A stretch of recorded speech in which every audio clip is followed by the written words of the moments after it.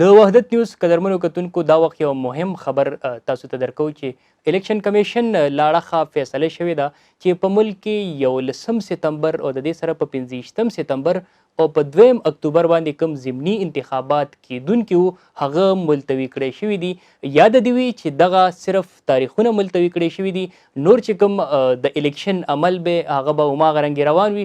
د دې سره زه تاسو ته دا خبره هم شریکه کوم چې دغه ضمني انتخابات چې وو په دې کې په 10 حلقو باندې انتخاباتو تیاریانې په ډیرو زور شور سره روانې وي. که موږ ذکر وکړو د پیښور نو په پیښور کې په N31 باندې هم د دې انتخاباتو دپاره تیاریانې په ډیر منډو سره روانې دي.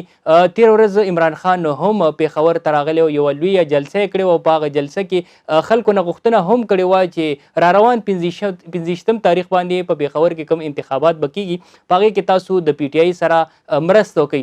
همدغه رنګې په N31 باندې د عوامي نیشنل پارټۍ غلام احمد بلور مقابله د پاکستان تحریک انصاف عمران خان سره ده. هغوی هم روزانه په حساب سره په مختلفو ځایونو کې جلسې روانې دي او د الیکشن تیاریانې په ډیر زور او شور سره روانې دي. صرف دا نه بلکې د دې سره د ایمل ولی خان مقابله هم د پاکستان تحریک انصاف مشر عمران خان سره ده. هلته کې هم تیاریانې زور او شور سره روانې وي. خو چیف الیکشن کمیشنر له اړخه کوم چې نن اجلاس شو په هغه اجلاس کې دغه فیصله وشوه چې کوم دغه تاریخونه وو دغه ځنډول شوي دي او د دې بنیادي وجه هم دغه ده چې په ملک کې یو خواته سیلابي صورتحال دی نو بل خواته حالات چې کوم دي هغه هم بدبنۍ طرف ته په ځینې ځایونو کې تللي دي او خلک بېکوره شوي دي او په یو ځای په بل ځای کې پراته دي.